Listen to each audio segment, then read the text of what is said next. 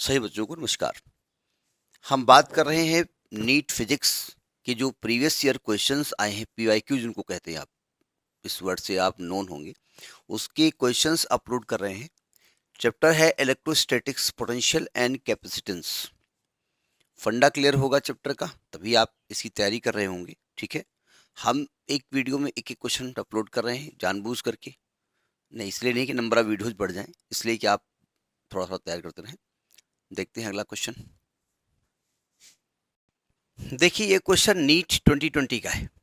अब आप कहेंगे इससे पहले का वीडियो भी नीट 2020 का है, तो हो सकता है दो क्वेश्चन आए हों। ये भी हो सकता है कि ये अलग किसी सेट में आया हो। ठीक है, तो बहुत सारे सेट बनते हैं। क्वेश्चन कह रहा है कि the capacitance of a parallel plate capacitor with air as medium is 6 microfarad. दो केसेस दिए हैं। जब एयर है कैपेसिटर के बीच में तो उसका कैपेसिटेंस दिया है 6 माइक्रोफेरेड, और with the introduction of dielectric medium, जब एक डायलेक्ट्रिक मीडियम उसमें इंट्रोड्यूस कर दिया गया है तो कैपेसिटेंस उसका दिया 30 माइक्रोफेरेड। तो परमिटिविटी ऑफ द मीडियम निकालना है। पहले इसका फंडा समझ लेते हैं। देखिए आप जानते हैं कि जब इन एयर हम लेते हैं, जब जब अब आप कैपेसिटेंस के बीच में एयर कैपेसिटर लेते हैं, इन एयर कैपेसिटर, एयर लिख दो। जब कैपेसिटर के बीच में एयर लेते हैं तो उसमें सी का फॉर्मूला होता है epsilon not A upon D.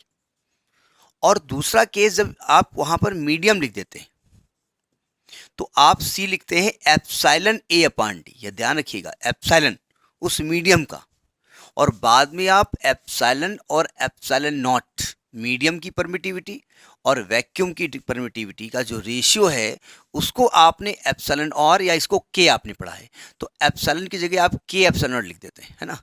तो ये फॉर्मूला बन जाता है के epsilon not A upon D. याद है ना आपको। तो आपको एक्चुअली में के के बारे में नहीं बात कर रहे हैं, आपको इस एप्सिलॉन के बारे में ही बात कर रहे हैं। तो जब इसी के बारे में बात कर रहे हैं तो फिर हमको यहाँ पर के लिखने की जरूरत नहीं है। ठीक है, इसी की वैल्यू आपसे पूछ रहे हैं। तो अब जरा समझिएगा। तो जब दोनों का रेशियो निकालेंगे C not upon C is equal to, C not है epsilon not A upon D और सी है एप्सिलॉन ए अपान डी। तो ए से ए कैंसिल, डी से डी कैंसिल, तो C not upon C is equal to epsilon not upon epsilon. Epsilon निकालना है, इसको इधर ले आओ। तो एप्सिलॉन की वैल्यू क्या होगी, epsilon naught into C upon C naught. अब ये हमने कैलकुलेशन कर दिया। एप्सिलॉन नॉट की जो वैल्यू दी है वो अब चूंकि दी गई है क्वेश्चन में, ठीक है, तो 8.85 इंटू 10⁻⁻12, 8 पॉइंट होती भी है, याद भी रखना चाहिए, इंटू 10⁻12। सी है जब मीडियम उसमें इंट्रोड्यूस किया तब कैपेसिटेंस, और वो दिया है 30 माइक्रोफेरेड। तो 30 और माइक्रोफेरेड 10⁻⁻6, और जब एयर था उसमें इसकी वैल्यू थी ये 6 इंटू 10⁻⁻6। वैसे तो हम माइक्रोफेरेड को फेरेड में चेंज ना कर दें क्योंकि दोनों का रेशियो है, सेम रेशियो है, लेकिन एक आदत डाल लीजिए कि ऐसा ही सिस्टम में करना है।